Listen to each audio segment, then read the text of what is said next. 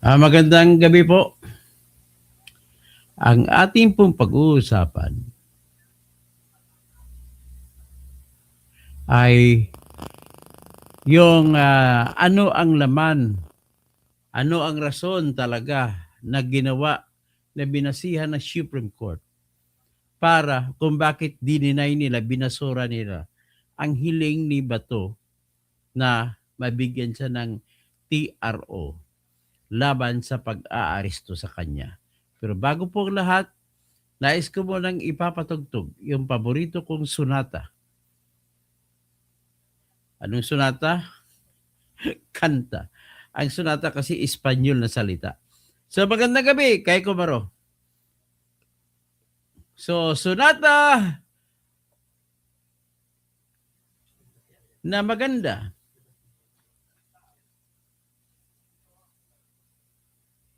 Sara, Sara, wala nang iba. Sara, Sara lang pag-asa. Sara, Sara, siya lang makapakulong. Mga kontraktor Alison, good evening. niya. Si BBM Sandro ikulong niya. Si Tamba Zaldi ikulong I am niya. trustworthy. Tapang at malasakit ibalik para Mag-vlog ako mamaya sa Senado. durugin ang sindikato sa korte, sa DPUA, sa DS Void, sa Yan, PhilHealth. ngayon, ipatugtog ko rin itong ang akin station ID ko. Station ID. Di po station ID, kundi dali kundi ang aking channel ID.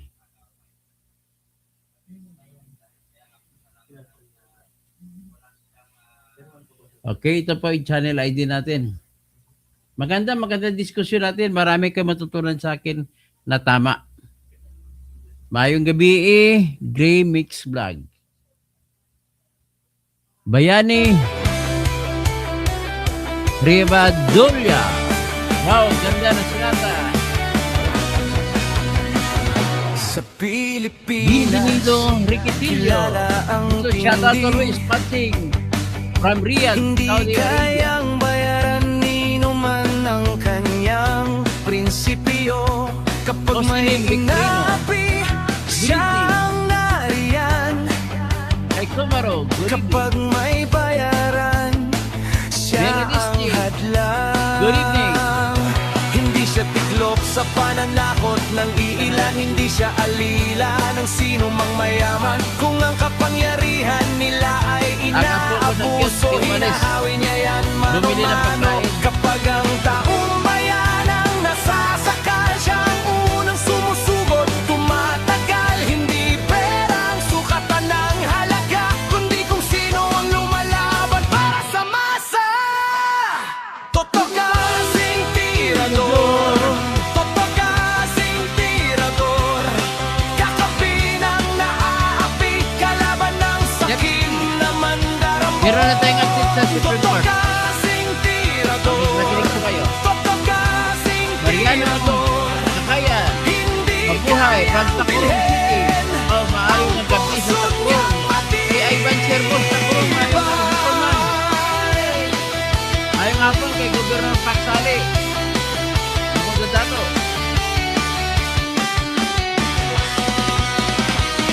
mga Richie, good evening. magnanakaw sa pondo ng Ano Pintura? bayan. Good evening, Sir Toto. Ganda ng sonata mo. Nanginginig Salamat. kapag Jeffsky, siya Sir Toto. ang nandyan. May update na po tayo.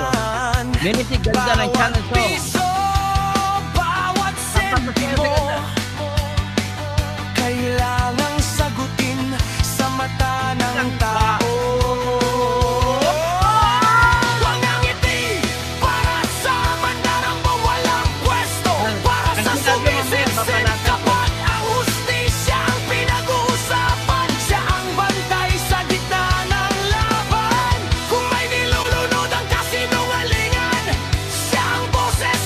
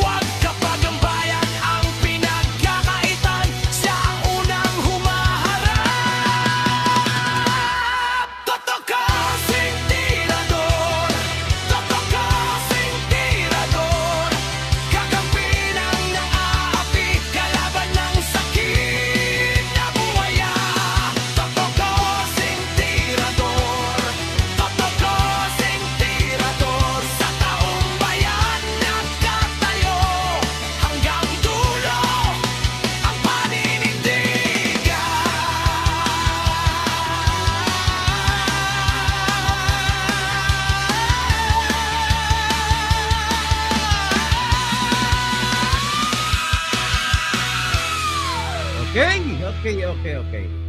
Pag-usapan po natin sa ngayon ay kung ano na nangyari, no? Ano nangyari kanina sa Supreme Court. Ang nangyari po ay nagpalabas sa upload ang Supreme Court ng kanilang desisyon. Kung ano ang dahilan ng kanilang desisyon. Dali ah.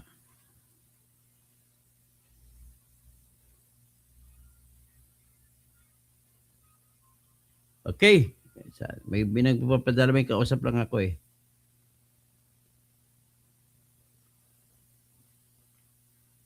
Ito. Yun. So anyway, ang decision po, bigyan ko ng konteksto para magandang diskusyon natin. The first thing I'll do is i-summarize ko muna. Ang nangyari po, sabi ng Supreme Court natin ay ganito. Dapat malaman nyo, ang sabi dito ng Supreme Court na sinasabi ko na sabi ng Supreme Court ay patungkol po ito sa siyam na kasapi na justices ng Supreme Court. Meron pong 15 justices ang Supreme Court.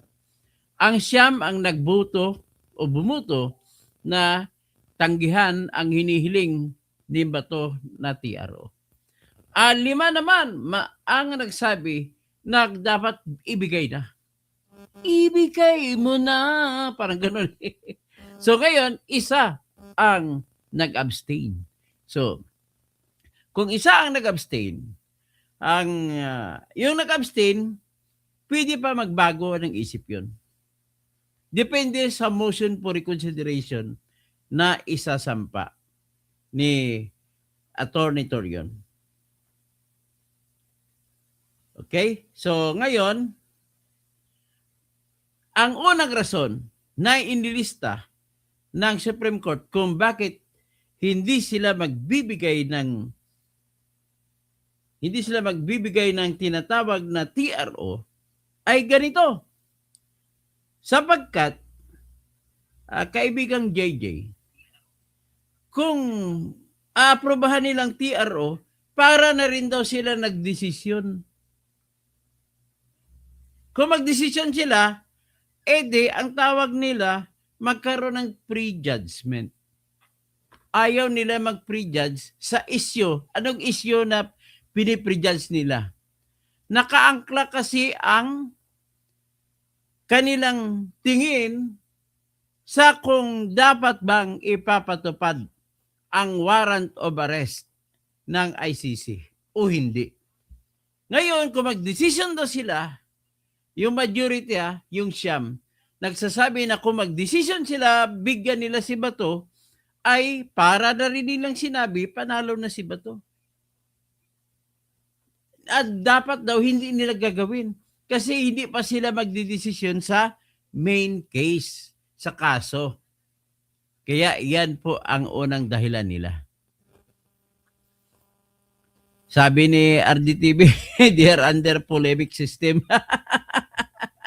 Na sinabi kasi ni Sinabi kasi ni Justice Lunin. Sinabi niya, karamihan daw sa mga abogado na mga magagaling kilala niya na nagsasalita. Halimbawa, magaling siya. Kaya sinabi niya, ito ako. Pero ang tingin niya, pinipili lamang niya yung batas na ayon sa kanyang gusto sabihin para lamang masilbihan niya ang interest ng politika. Kaya polemic system ang tawag. Which is ayaw na ayaw ni Justice Lunin. So, anyway, unang dahilan pa lamang sinabi ko. Meron pa pong ibang dahilan. At ang ibang dahilan po, okay, unahin muna natin. I-exhaust muna natin yung possibility sa unang dahilan. Yung unang dahilan sinabi ko, na kung magdesisyon ang Supreme Court na papayagan na mag-TRO, para na rin silang nagdesisyon na tapos ng laban. Kasi ang iniisip nila na ang pagbibigay ng TRO o hindi ay nakasandal sa tanong, valid ba ang ICC warrant o hindi? Yan lang po ang nangyari doon. At dahil nakasandal sa tanong na yon, ayaw nila desisyonan ng maaga na mali ba o hindi ang tinatawag na pag-aresto, paggamit ng ICC warrant of arrest. Yan ang una. Hinahanap ko yung listahan ko. So anyway, ang pangalawang dahilan po na matindi, sabi nila, hindi na namin bigyan mo na ng TRO, total, sinecure, pinrotektahan naman siya ng Senado. Nagbigay yung Senado ng protection sa kanya na hindi siya maaresto. Kaya walang tinatawag na irreparable damage. Pag ibig sabihin irreparable damage ay yung damage na hindi na ma-repair. Pagkatapos, at wala lang urgency, hindi naman urgent kasi pinoprotektahan naman siya na, ibig sabihin kaya siyang protektahan ng Senado. Protective security ang tawag. At ang kasunod, pero pinakamatindi na dahilan kung bakit ayaw nila bigyan si Bato ng TRO ay yung nag-anunsyo si BBM na wala naman siyang utos na ipa-aresto si Bato.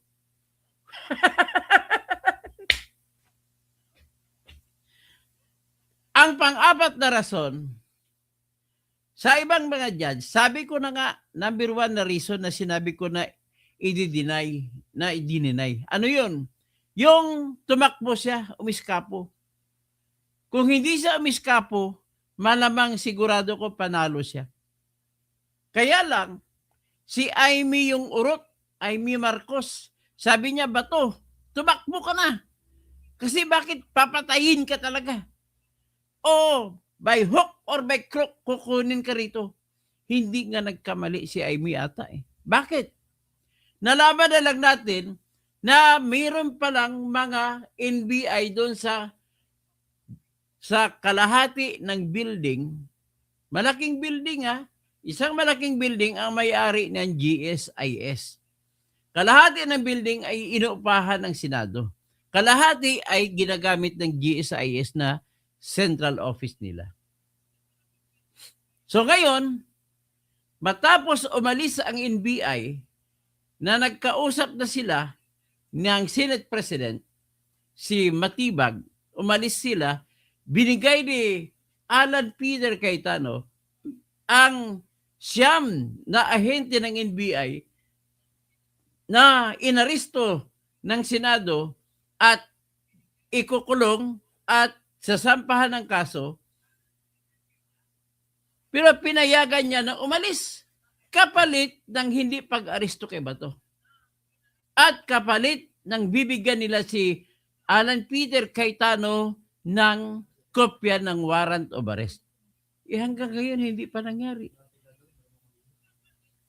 So pagkatapos nun, umalis na sila, akalain mo, binugbog pa ng NBI ang isang member ng USAA, Office of the Sergeant at Arms. Yung guwasang gwardiya, ang pangalan niya si Francine Lim. Binugbog ng NBI at saka pinusasan at pilit nila dadalhin. So ibig sabihin po, nauna nangyari yan pagkatapos sila binitawan. Ibig sabihin po, nangyari po yun yung pambubugbog mismo sa paglabas sa gate ng Senate. So it is an offense against the Senate institution kasi nangyari yun sa premises ng Senate, mismo sa paglabas lang pintuan. Hindi nakita yun. Ang nakita lang pagpaputok. Pagkatapos nun, na may bugbugan na nangyari, ay nagkaroon ng putukan. Ang nangyari na putukan, akala naman nila ni Alan Peter Cayetano ay okay na ang agreement kasunduan nila ni Matibag. Na sumunod si Matibag at inalis niyang lahat ng NBI sa Senado. Yun pala, napakatraidor nito si Matibag. Ang ginawa niya, si Director Matibag, pinabalik niya. Maraming mga NBI agents yan, pinapunta niya, sige, huwag kayo pumunta sa Senado. Pero doon kayo pumunta sa likod ng Senado, sa opisina ng GSIS.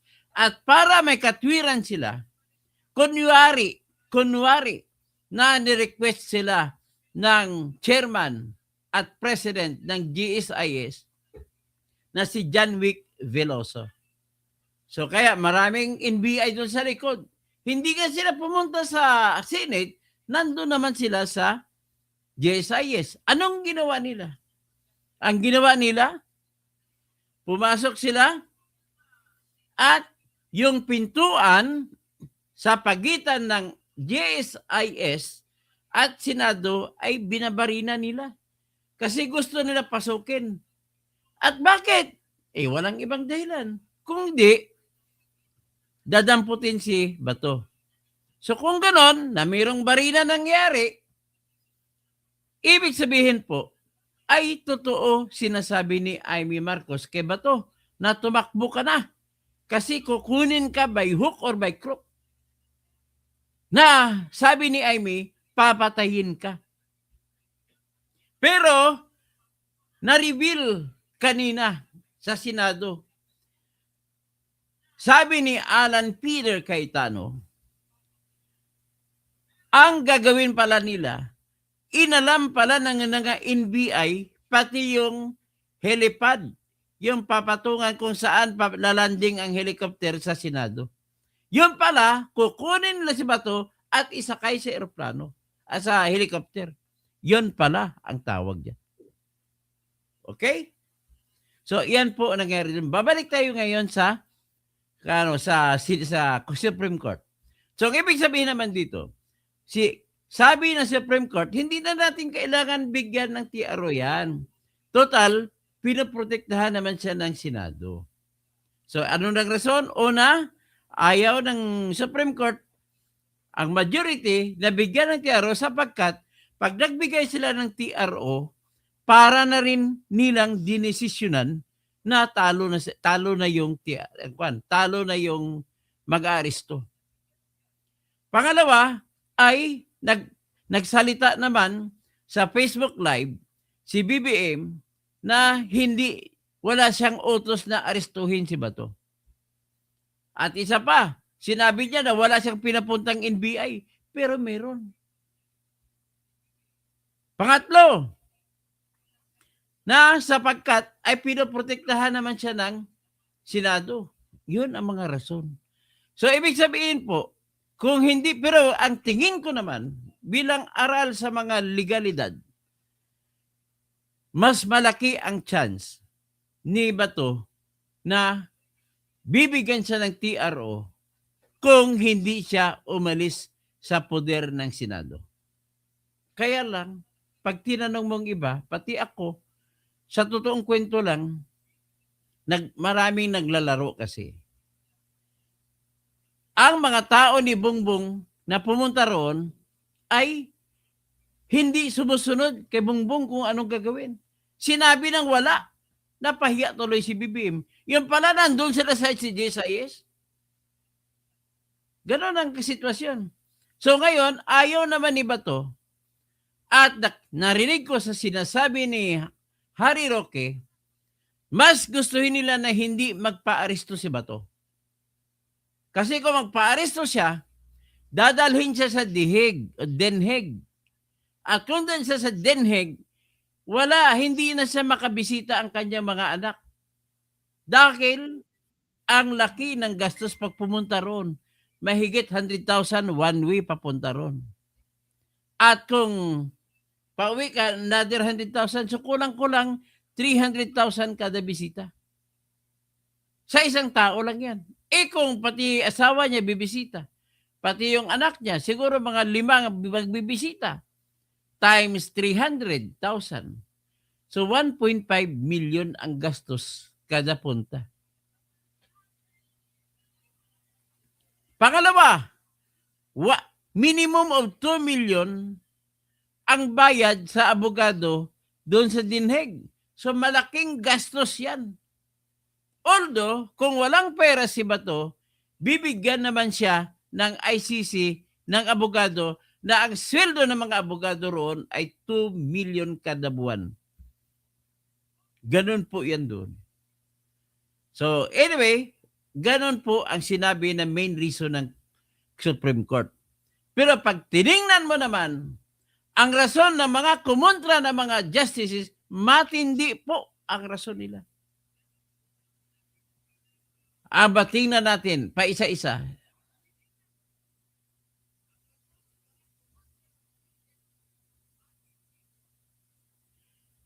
Titignan natin siguro itong kay Justice Rosario. Pabilisan lang ito. Kasi may intention po ako na ibablog ko isa-isa yung mga dissent.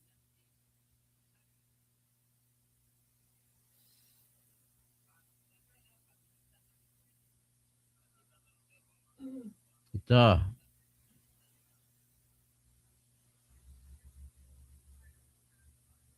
Yan, kay Justice Rosario.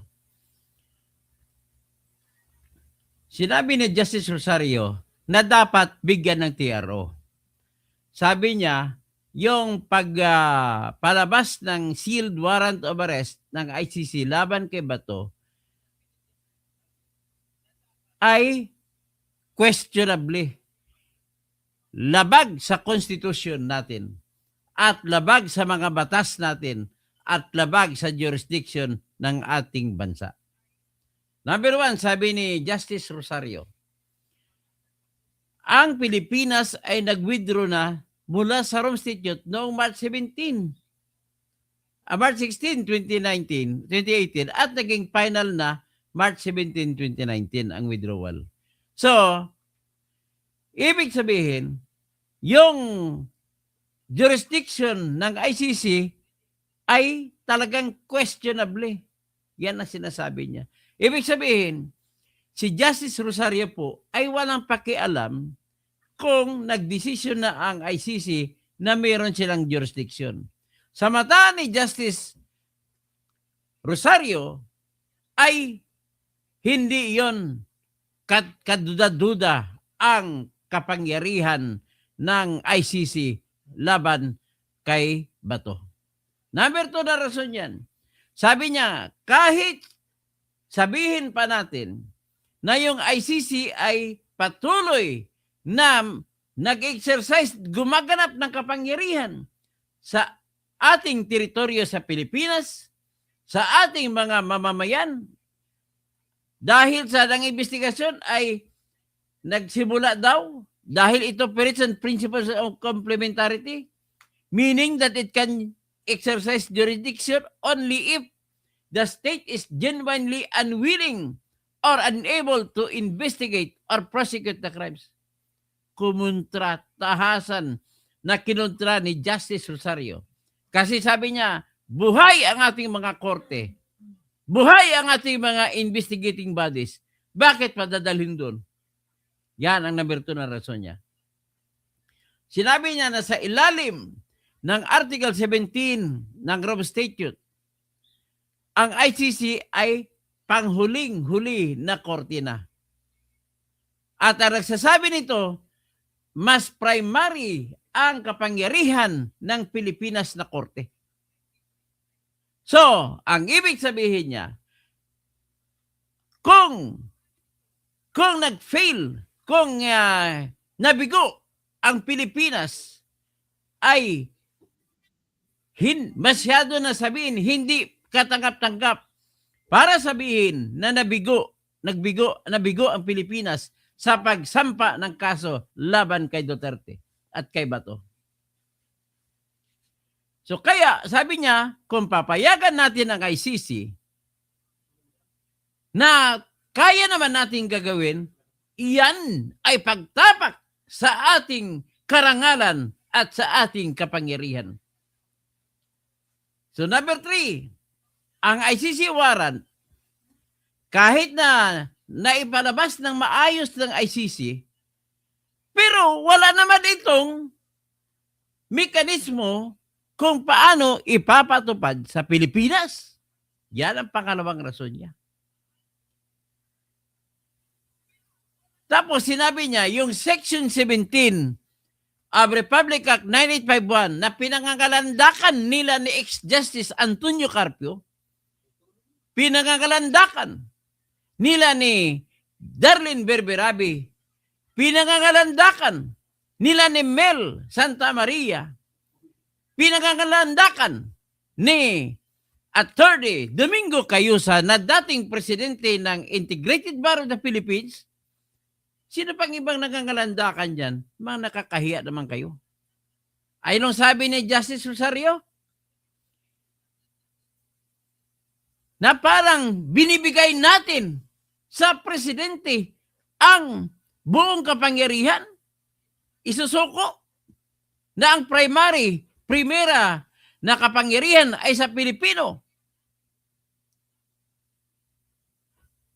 Sabi niya, because of that, dapat ang Republic Act 9851 ay hindi mananaig laban sa Article 3, Section 2 ng ating Constitution na nagsasabi ang warrant of arrest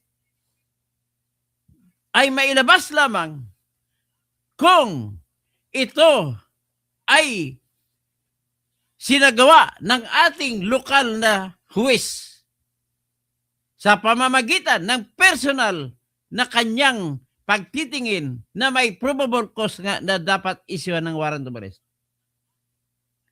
Sabi niya, therefore, it can be inferred that if a Filipino citizen committed a crime against humanity on Philippine territory, our courts have primary jurisdiction over the accused and our courts may exercise that jurisdiction following the precepts of the Constitution. Dapat, sabi niya, tayong korte natin ang magsagawa ng investigasyon at kasuhan si Duterte at si Bato. Ganun lamang ang gusto niya kasi iyan lang lamang na pwede. Sa kabila naman, yung Section 17 ng RA 9851 ay nagbibigay ng absolute na kapangyarihan na isusuko ang ating akusado. Kung hindi natin kaya.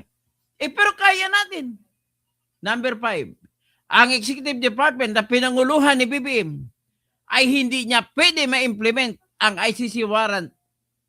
Kasi pag ginawa niya yun po ay lalabag sa ating soberenya, sa ating public order, at sa ating pinakapangunahing interes ng ating bayan bilang Pilipinas.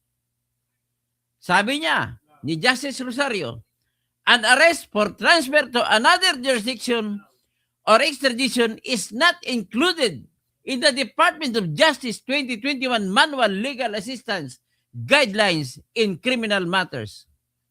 Under 2021 MLA Guidelines, extradition and surrender is excluded from MLA mechanism.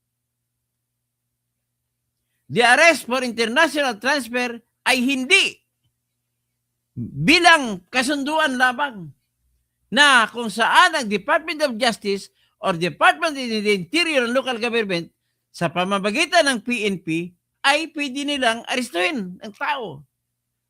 Hindi, sabi niya, kailangan pa rin ang distinct legal track at tradisyon na yan na ang proseso ay sa pamamagitan ng ating extradition na batas at treaty-based surrender regime. Ngayon sabi niya, even in treaty-based cooperation practice, Philippine authorities must first evaluate whether the steps requested by the foreign entity are consistent with the Philippine law and essential interest. Therefore, an ICC arrest should be refused and denied if it requires steps contrary to Philippine laws or affects sovereignty, public order, or essential interest, especially when there is no domestic surrender law. O, wala tayong batas kung paano mag-surrender. Kaya ayaw niya. Ayaw ni Justice Rosario. Under the 2021 MLA guidelines, mandatory refusal grounds include where the provisions of the assistance would affect the sovereignty, security, public order, public interest, or essential interest of the Philippines, or would require steps contrary to the laws of the Philippines. So the same guidelines that cooperation is evaluated against the requirements of the treaty or convention used as basis for the request for assistance and Philippine law. Kaya, sabi niya, kung ipatupad natin ang ICC warrant bilang isang parang lokal na aresto, at kung wala ito walang bisa ng ating lokal na warrant, at saka walang surrender statute, walang batas kung paano mag-surrender, ay kontra, abuso sa batas ng Pilipinas. At ang ating bansa ay dapat tanggihan ang pagbibigay ng assistance sa ICC. Indeed, international cooperation cannot override the Philippine law. Yan sinasabi niya. Sabi pa ni Justice Rosario, by extradition analogy, surrender-related arrest is judicially controlled, and defenses like dual criminality and due process concerns must be complied with. If the objective is to surrender Petitioner De La Rosa to the proceedings before the ICC, the proper route is extradition or an analogous surrender process recognized by Philippine law, not simple enforcement of an international warrant until a Philippine court in an extradition case finds the requisites. The warrant is not enforceable as a local arrest authority. Kaya nga, sabi niya, the Supreme Court's rules on extradition proceedings require an ex parte review of the extradition court and a finding of probable cause as defined in the rules before in issuance of the extradition warrant of arrest. So even under the earlier extradition jurisprudence, the court treated provisional arrest and related determinations as requiring judicial action and probable cause evaluation, not mere executive acceptance. Deprivation of liberty to facilitate transfer to foreign jurisdiction is not done by mechanically executing foreign process. It is done through a constitutionally mandated procedure. If a treaty or legal basis exists, that process must be done through extradition, which always requires judicial enforcement. So, yan po ang conclusion. Sabi na po na, dugtong pa ni Justice Rosario,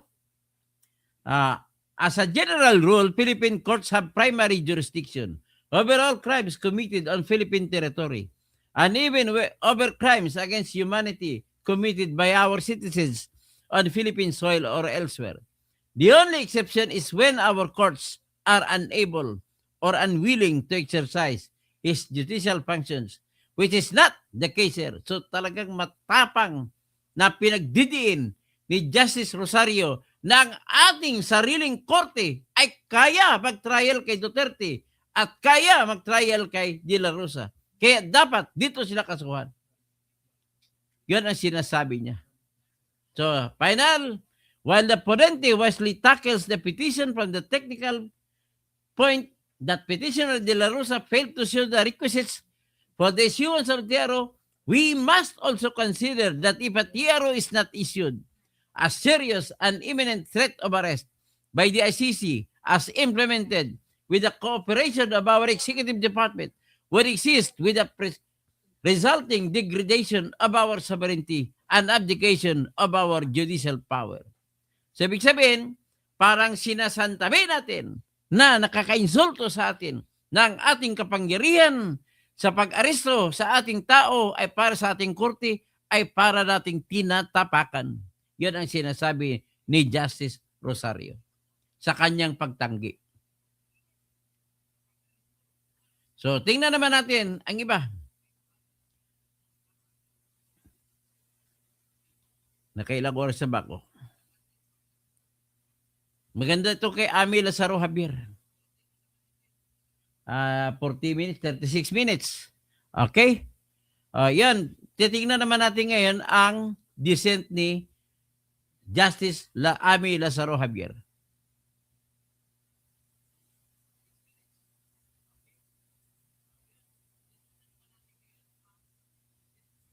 Ito.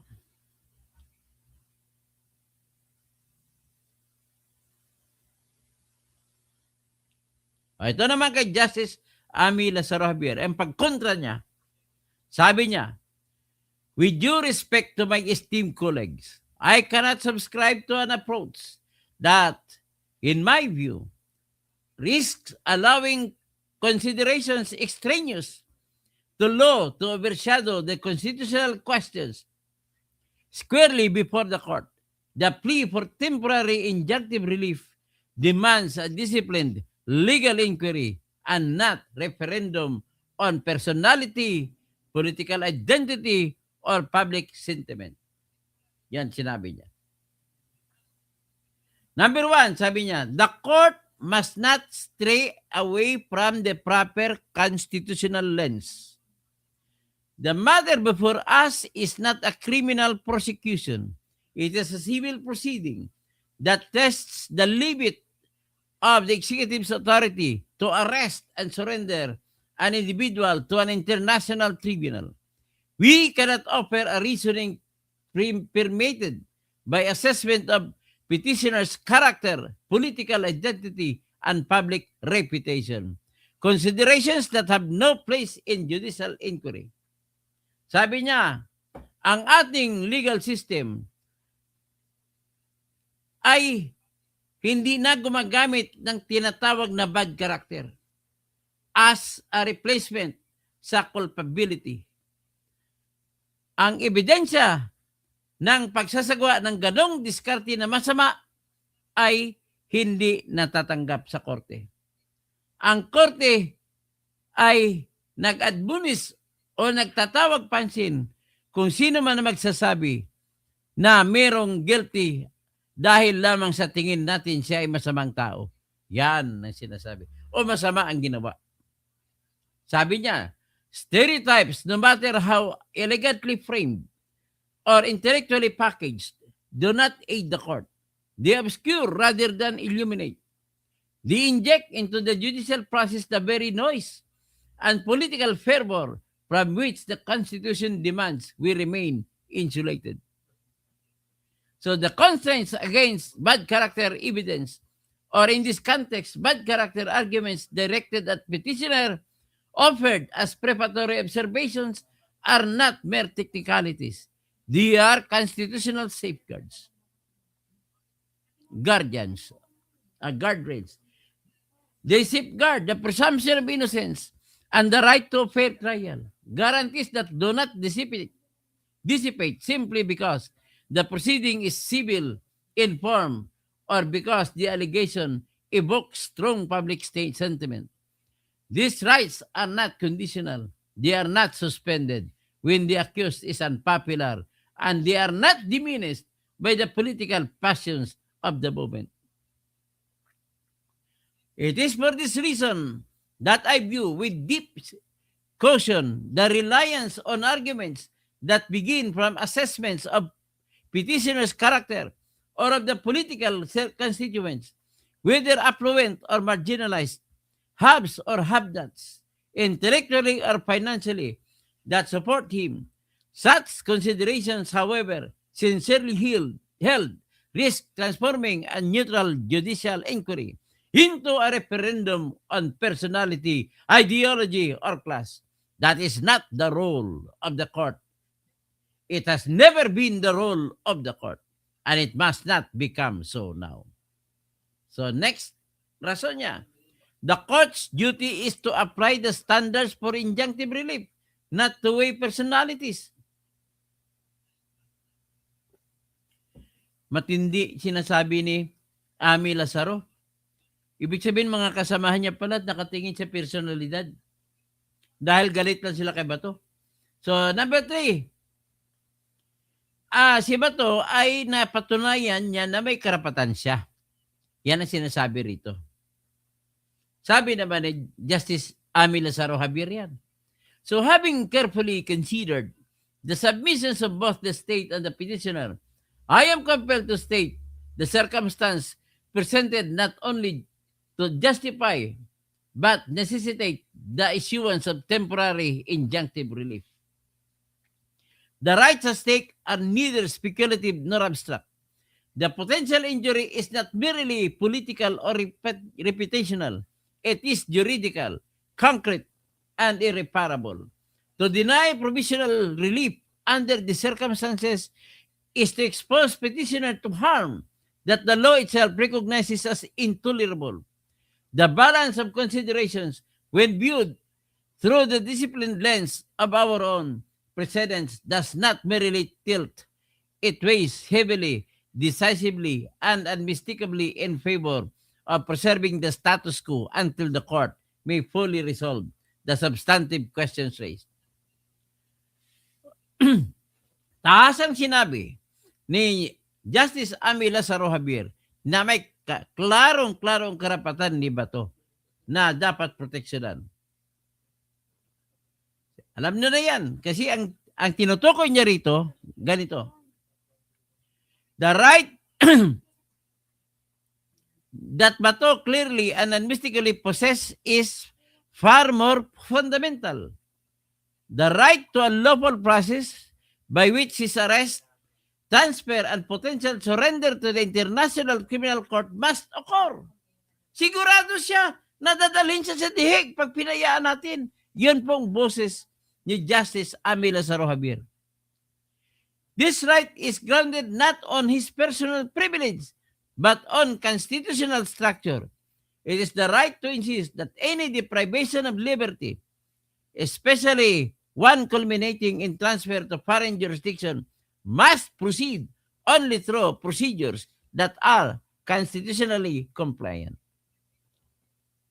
So, a necessary legal step to protect this right is temporary suspension of the enforcement of the foreign warrant. Yan. Tapos sabi niya, due process. So, sinisigaw niya, due process. Walang due process kung aristuhin tsaka surrender. Tsaka equal protection of the laws.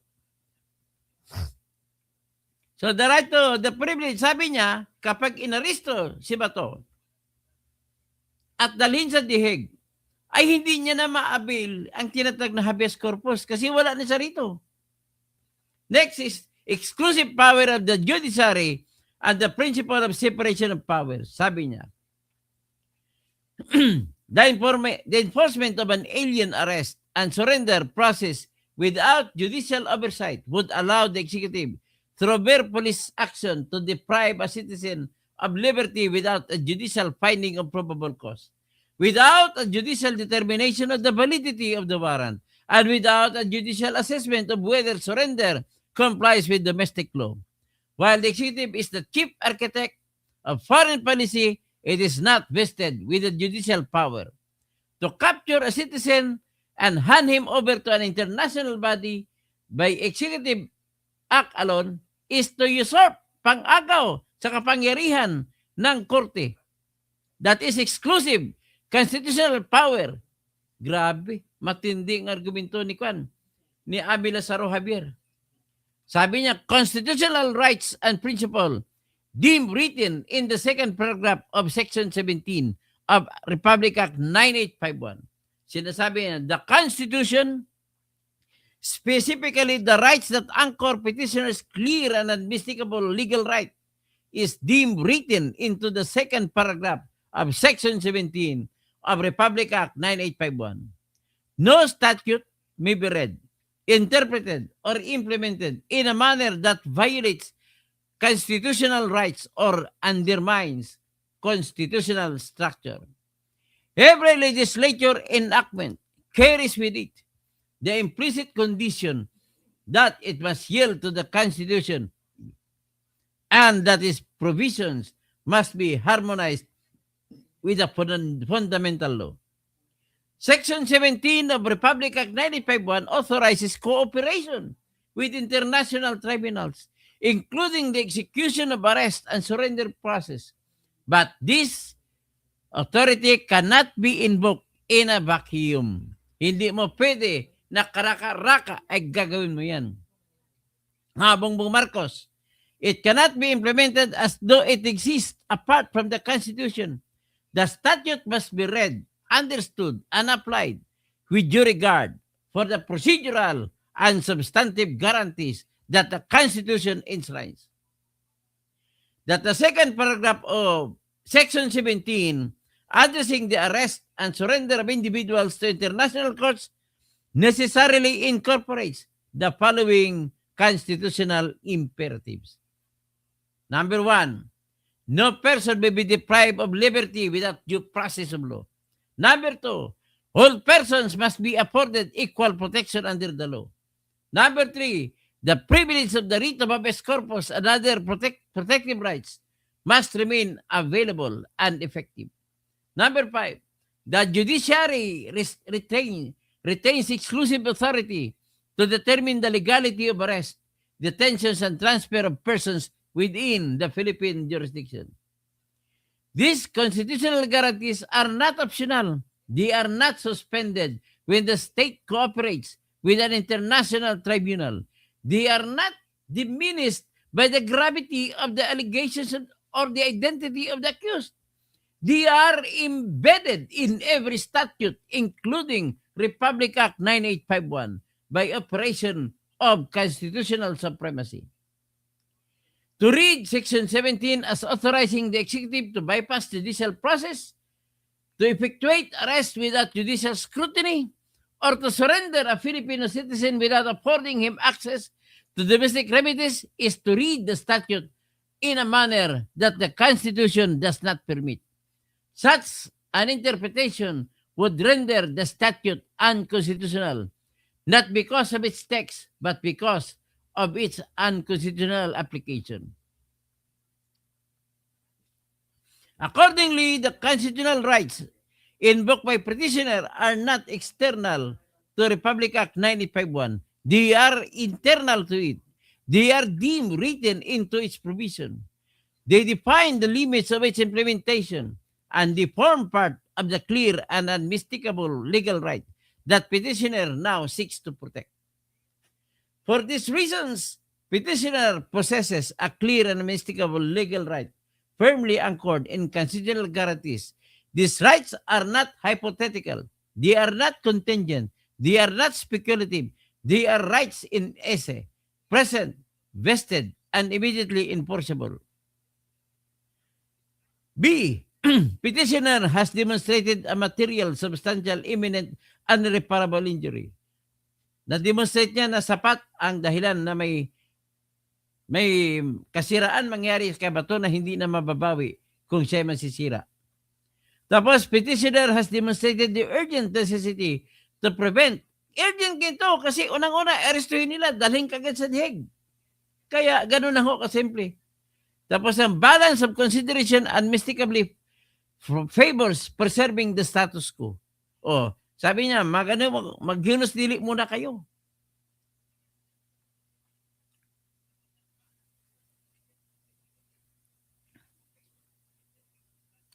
Sinat niya rin si J. Barbiclunen.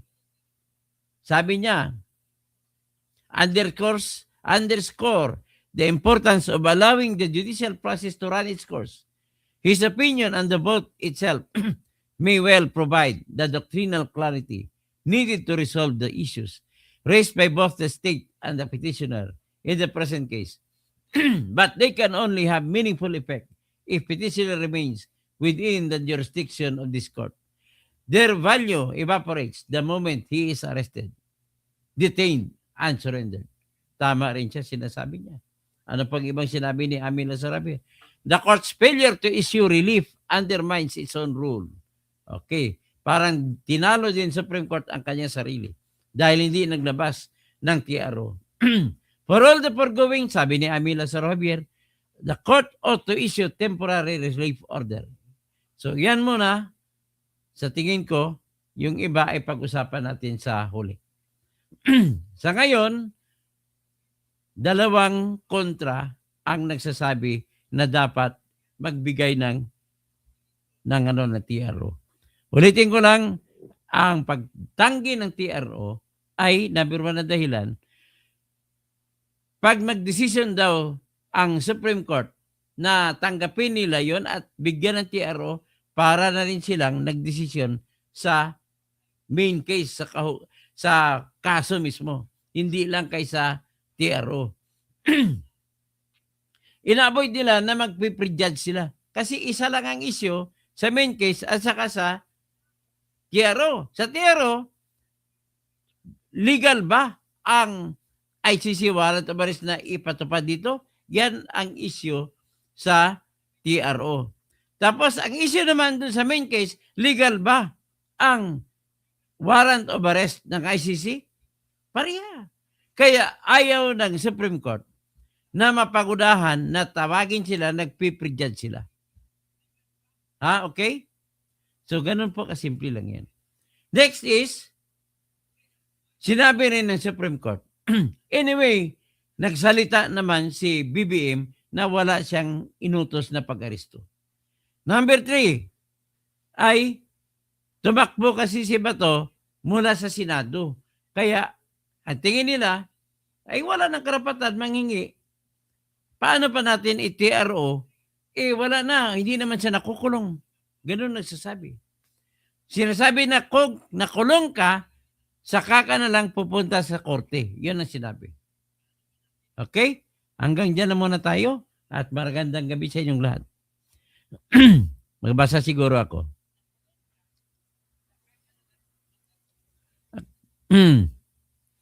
Alison, good evening sis. Toto, okay, nabasa ko na to. Trustworthy, I'm trustworthy. Katuto mag-vlog man kayo sa nangyari kanina. Opo, mag-vlog ako ba konti after 5 minutes po. Sa Senado naman tayo. Melin SJ, hello, Tridor. Tirador pala. Okay. Okay, kilala ko si Bato. Sino ba? Cassandra Daisy. Ted Torres, ang sama mo. Sino ba Ted Torres na yan? Ronel, bye-bye Bato. Hindi pa naman bye-bye, hindi pa naman huli na, hindi naman arrest eh. So, Bentango, kilala ko si Bato. Tapos si Raimondo Ribocas. Ano makaluwas ni Bato? Ano makaluwas ni Bato? Ang anting-anting nga na ni Toto ang kambal. Wilfredo Cortez, super bagal ng isi. Ninin Kausing.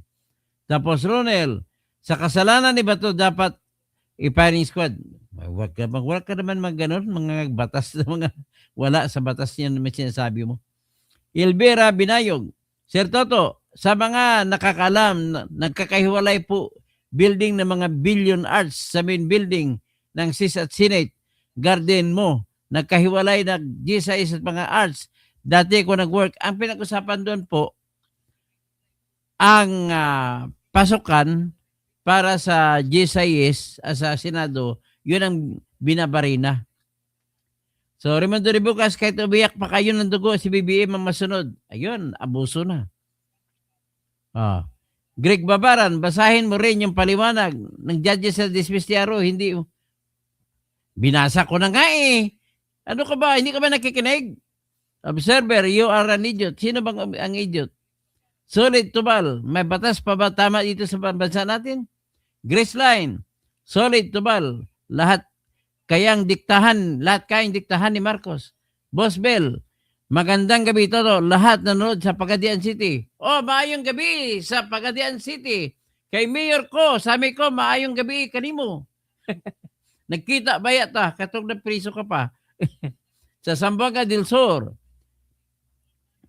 Kay Ronel, buti pa si Bato, may karapatan Pero ay, kwento naman na walang kwenta. Perfect Complex ha, fake news. Hindi po fake news to, nagbabasa nga tayo eh. Jesse On, Owen Villamor, ang daming mga trolls dito. Denden Subuanon, ano pa ang summary sa isi? Yun naman po, napakasimple lang, easy lang po. Marami lang, papahaba lang doon, mga paulit-ulit na sinasabi. Raimundo Ribocas, ang kapangyarihan ay ni BBM, hulihin si Bato, dead or alive. Yun, tama ata si Amy Marcos eh. Yes. Hello, come here.